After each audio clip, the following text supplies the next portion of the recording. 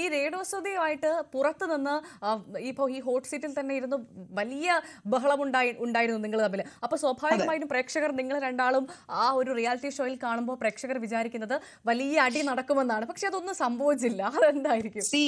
ഞാൻ big boss അവിടെ ചെന്ന് ഹോട്ട് സീറ്റ് ഒരു എന്താ പറയുന്നത്, ഒരു ഒരു ഷോ ആണ്. അവിടെ നമ്മള് ഗസ്റ്റിനെ പൊരിക്കാൻ എന്റെ പ്രൊഫഷൻ ചെയ്യിപ്പിക്കാൻ ഏതറ്റം വരെ ഞാൻ പോകും.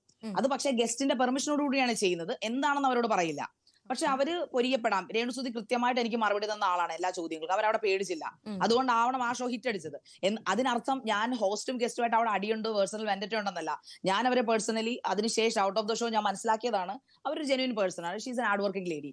അവരെ ഇത്രയും ചീത്തയും തെറിയും വിളിക്കുന്നതിനോട് ആസ് എ വുമൺ എന്ന നിലയിൽ ഞാൻ എതിർക്കുന്ന ഒരാളാണ്. കാരണം അവരൊരു സിംഗിൾ ലേഡിയാണ്, ഒരു വിഡോ ആണ്. അതിന്റെ പരിഗണനയൊന്നും കൊടുത്തില്ലെങ്കിലും ഒരു അന്തസ്സായിട്ട് പണിയെടുത്ത് ജീവിക്കുന്ന ഒരു വ്യക്തിയാണ്. ആരുടെയും വീട്ടിൽ മറ്റേ ഭക്ഷണത്തിന് വേണ്ടിയിട്ടും പൈസയ്ക്ക് വേണ്ടിയിട്ടും കടം ചോദിച്ചു പോകുന്ന ഒരാളല്ല. അവരുടെ ഷോ ഇഷ്ടപ്പെടാത്തവർ കാണണ്ട എന്ന് ചിന്തി അവരെ എന്റെ ചാനലിലൂടെ സപ്പോർട്ട് ചെയ്ത ഒരാളാണ് ഞാൻ. അപ്പൊ അവിടെ ചെല്ലുമ്പോൾ ബിഗ് ബോസ് ആവശ്യപ്പെടുന്നത് എന്താണ്? ഫേക്ക് ആകാനല്ല, എന്നോട് റിയൽ ആകാനാണ് പറഞ്ഞിട്ടുള്ളത്. സോ ഞാൻ റിയലായി. എനിക്ക് റിയൽ ആവാനേ പറ്റുള്ളൂ. ഞാൻ റിയൽ ശാരികയായിട്ടാണ് റിയൽ രേണുസുതിയുടെ മിണ്ടിയെന്നാണ് എന്റെ വിശ്വാസം. അതുകൊണ്ട് ജനങ്ങൾ അങ്ങനെ പ്രതീക്ഷിച്ചത് എന്റെ തെറ്റല്ല.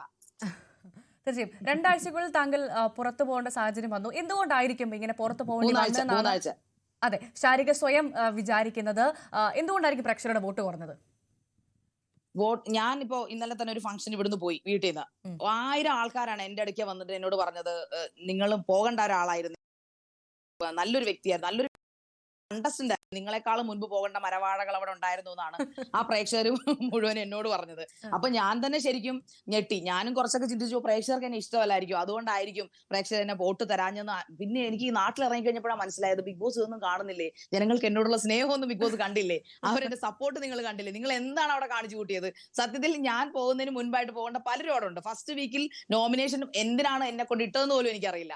പക്ഷെ അപ്പോഴും ഞാൻ നോമിനേഷൻ വരുന്നതിൽ അഭിമാനിക്കുന്നു. എല്ലാ വീക്കും നോമിനേഷൻ വരണമെന്ന് പ്രാർത്ഥിച്ചിരുന്ന ഒരാളാണ് ഞാൻ. പക്ഷെ അപ്പോഴും ജനങ്ങൾ എന്നെ സപ്പോർട്ട് ചെയ്യുന്നതാണ് ഞാൻ കരുതുന്നത്. ബിക്കോസ് ഞാൻ അവിടെ കളിക്കുന്നത് എന്റെ എല്ലാ പോയിന്റും, ഞാൻ പറയുന്ന പല കാര്യങ്ങളും കണ്ടസ്റ്റൻസിന്റെ അടുക്കൽ എത്തിയില്ലെങ്കിലും നാട്ടിലെത്തുമെന്ന് എനിക്കറിയാം. ഐ മീൻ ഔട്ട്സൈഡ് എത്തുമെന്ന് എനിക്കറിയാം. കാരണം അതിനാണല്ലോ 72 ക്യാമറാസ് അവിടെ വെച്ചിരിക്കുന്നത്. അപ്പൊ അങ്ങനെ ഒരു വിശ്വാസം എനിക്കുണ്ടായിരുന്നു. പക്ഷെ ഭാഗ്യത്തിന്റെ കുറവ് കൊണ്ടാണെന്ന് എനിക്കറിയില്ല. അതോ അവിടെ എന്തെങ്കിലും ഇനിയൊരു പി ആർ വർക്കുകൾ ഉണ്ടാവുമെന്ന് പലരും പറയുന്നുണ്ട്. അതായത് ജെനുവിൻ, അത് എല്ലാ സീസണിലും ഞാൻ കേട്ടിട്ടുള്ള ഒരു ആവശ്യമാണ്. എനിക്ക് ബിഗ് ബോസിനോട് ഒറ്റ കാര്യം പറയാം, ഏഷ്യാനെറ്റിനോടും. വേറൊന്നുമല്ല, നിങ്ങൾ വർക്ക് സെലിബ്രിറ്റീസിനെയോ അല്ലെങ്കിൽ ആരെയും നിങ്ങൾ അടുത്ത സീസണിലേക്ക് എടുക്കുമ്പോൾ അവരുടെ ഒരു ബാക്ക് നിങ്ങൾ തപ്പണം. എന്നിട്ട് ജെനുവിൻ ആയിട്ട് കളിക്കുന്ന ആൾക്കാരെ നിർത്തുക. അവർ കളിക്കട്ടെ, അവർക്ക് സ്പേസ് കൊടുക്കൂ. എന്തിനാണ് പി ആർ വെച്ച് മരപ്പാടുകളെ മരവാഴകളെ അതിനകത്ത് നിർത്തിയിരിക്കുന്നത്? അത് മാത്രമേ എനിക്ക് ബിഗ് ബോസിനോട് പറയാനുള്ളൂ. ശരി, അപ്പോൾ എന്റെ സ്വാഭാവികമായ അടുത്ത ചോദ്യം, ആരാണ് അതിൽ ഒട്ടും ഈ ഘട്ടം വരെ അല്ലെങ്കിൽ ഇനി അങ്ങോട്ട് തുടരാൻ ഒട്ടും യോഗ്യതയില്ല എന്ന് ശാരിക കരുതുന്നത് ആരൊക്കെയാണ്? രേണുസുതിക്ക് കളിക്കാൻ പറ്റില്ല. രേണുസുതി തീർച്ചയായിട്ടും പോകേണ്ട ഒരാളാണ്. അത് മരവാഴ എന്നൊന്നും ഞാൻ അവരെ പറയില്ല. അവർക്ക് വയ്യ. അതുകൊണ്ടാണ് അവർക്ക് വയ്യ. പിന്നെ ഞാൻ കരുതിയിരുന്നത് ശൈത്യയാണ്. ശൈത്യ തീർച്ചയായിട്ടും നല്ല ടാലന്റ് ആയിട്ടുള്ള കുട്ടിയാണ്. പക്ഷെ അത് എടുക്കേണ്ട സമയത്ത് ശൈത്യക്ക് എടുക്കാൻ സാധിക്കുന്നില്ല. സംതിങ് ഹോണ്ടിങ് ഹെർ എന്നാണ് ഞാൻ ചിന്തിക്കുക. അവരെ എന്തൊക്കെയോ അലട്ടുന്നുണ്ട്. അവര് നിന്നാൽ, പക്ഷെ ഒരു ഗെയിം ആവുമ്പോൾ നമ്മൾ പ്രതികരിക്കേണ്ടടുത്ത് പ്രതികരിക്കണം. എല്ലായിടത്തും മിണ്ടാൻ ചെന്നില്ല. അവർക്ക് അതിനുള്ള ടാലന്റ് ഉണ്ട്, പക്ഷെ അവരത് പുറത്തെടുക്കുന്നില്ല. അതെന്തുകൊണ്ടാണെന്ന് എനിക്കറിയില്ല. സോ അവരെ ഞാൻ മരവാഴ എന്ന് വിളിക്കില്ല. പക്ഷെ ഷീസ് സംടൈംസ് ഓൾമോസ്റ്റ് സൈലന്റ് ആണെന്നാണ് എനിക്ക് തോന്നിയിരിക്കുന്നത്.